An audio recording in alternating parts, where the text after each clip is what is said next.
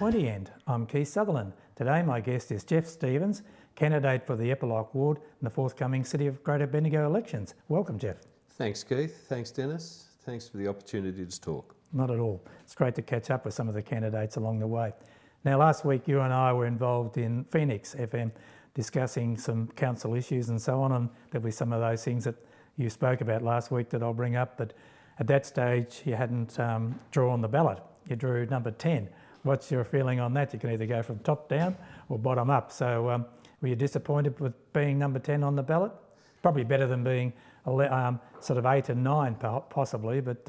Very true, but if we want difficult to turn the council up on its upside down, then maybe people should consider putting their ballot paper upside down and then I'm number 1. Well, it's a very good angle to sort of be pushing yourself forward on then. Some of the other comments that you made the other day was basically you believe in sincere community, consultation, transparency and council process and wanted accountability, informed decision making.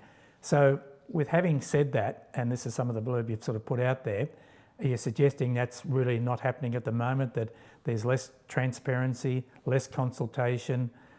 Are you saying that the executive team is sort of making more of those decisions and less decision making from council? I'm just trying to get my head around some of those comments that you made. Keith, sitting outside of it a little bit, as you're aware, I've been to most council meetings for the last 4 years. I'm not fully aware of all of the information that the councillors get to review. I know they review the recommendations put up by officers, but I'm not sure of the full extent of their knowledge of all of the situations that are put to them. And it worries me a little bit. I would certainly, before making a decision, want to look at some of the background information to really judge what needs to be done in those situations. I'm an advocate for closer relationship between council and executive. That's a controversial view, I suppose, with some of the current councillors, but I do believe that the councillors need to be on top of virtually everything that comes through that they have to make a decision on. With those information sessions, and it's been great that council have done that this time around, was there any sort of information on that there's a line, the council officers make these recommendations, your involvement is this, this and this, or is it just exactly what you're saying, that you're not sure of where the process and how the process works? I simply do not know how much information the councillors currently get on all of the issues that are put forward to them and to make correct decisions. If it is only the recommendations, then they are simply seen as a rubber stamp. I would strongly want to look at all of the contracts that come through, the content of them, the extent of them, and seriously have a really good look at the business cases that are put up. Well, you come from a business background, so you obviously know how to scrutinise your own business, and being in business, you've got to allow a fair bit of time for actual council activities, and there's something between 30, 50, 80, who knows, hours a week that people get in. There's a lot of reading, and obviously you've got your business on remote control to some degree. Is that going to be a problem to you or not? Or you believe that the attributes you've got from being in business is going to help you or enhance your candidacy, I guess, in this election? It'd certainly help. A director or a board member, a director of a company or a board member needs to be on top of everything that's going through in a business. If they don't understand everything that's going through, the outputs, the inputs, the financials, then they're not in control. If the public want the council to be in control, then they need to be right across everything that comes through. As far as my role goes, there will be other members on the council that have different skill sets to me. If they are prepared, we don't all have to look at exactly the same information. 1 or 2 councillors can look at an aspect, if you like, and recommend to the other councillors if there was harmony in the council and if they rely and respect each other. Rely on the on the knowledge and skills of the other councillors. Well, I'm glad you said about harmony in council, because that was going to be my next item, that basically you've mentioned that there's disharmony in this current group of councillors, and you'd have to be hindsight to understand that that's been happening for quite a period of time. Most of the people, there's only two retiring, as we're aware, with Lisa Rafael and also Rod Campbell, that are retiring. So we've pretty much got the rest of the 7 putting their name forward to be councillors again. If half of those get back, and there's every prospect that they will, then is that disharmony going to be able to keep going, and will it? And how is it going to work out with new councillors? Because it's been a bit difficult, and there's a perception out there, even though I put that to a couple of councillors, existing councillors recently, they don't consider it being disharmony. I personally do, and I think the community does on many occasions. I believe at Phoenix you coined the phrase dysfunctional. That's probably a bit harsh, and you've stolen my thunder this morning, because disharmony is probably the word that I was used more. We don't know what the mix of councillors is going to be. That's up to the community to decide. And there will be a transition period of people on council getting to know each other, getting to know their skills. Not everyone that's a candidate knows everybody else at the moment. So until those 9 places are in place, on their seats, we won't know. No. I will be advocating for and desperately trying to get harmony and understanding, and for the council to run with respect, as a good board should. You also mentioned consultation. Now, last week when we were doing the interview, you're very strong on consultation. You've been out there talking to people, people's ideas. Is there anything that sort of stands out that the public have been telling you what they really want from the new council? Because it's all very easy for us to sit back, criticise and carry on. But at the end of the day, is there some issues that are really stronger than any other issues that the council's not tackling at present? The main issue we're hearing at the minute, Keith, is total spill. That's what we're hearing at the moment. That's when what we're the public talking want. to people. Is that what you're saying? Yes. Yep.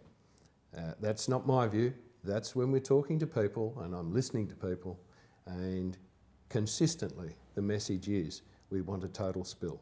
We need a new council. So hence the reason there's probably 32 candidates, because you're a long-time councillor watcher as I am. I've never seen that many people put up their names to be on council as this time around. No, this is a 50% increase on 2012. 32 councillors. That indicates that there's a lot of disharmony and a lot of people that think that they can do a better job. Okay. Good. I believe I can. Okay. So, well, coming back to if you get elected, then is there a policy platform that some issues, 2 or 3 issues that you see as major that you would like to see achieved in that 4-year period? I don't have any specific agendas. I'm a complete independent. I want to review a lot of the contracts that are going out. If we can get a 1% saving on a lot of the contracts that are going out, that's a lot of footpaths that can be built. So that's my main agenda, or my platform, is to get a functional council working, a council with respect for each other and for the community and for the history of this place and for the peak bodies that exist in Bendigo at the moment, the business councils and other peak bodies that exist. Listen to them, talk to them, and try and implement what is necessary for the community to evolve and for the community to have far greater respect for the council than they do at the moment. Okay, another issue that we talked about last week was at that stage there was Team Whipstick, 3 people that got perhaps independent views but similar ideals. Is there anyone in that Epilogue ward, or any 2 others, that would fit in with Team Epilogue that you'd be considering, not as a running mate, but lots of similarities that you'd like to sort of be able to see as a force to get elected? You said you're totally independent, I accept that, but you know, people do have similar ideals. They certainly do. There are some people that I would support in the Epilogue ward at the moment. That's been made fairly clear through social media and other areas and signage around the area, I suppose.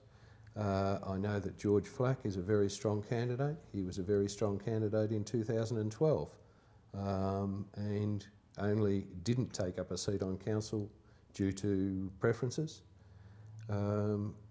Colin Carrington is certainly a voice for Heathcote.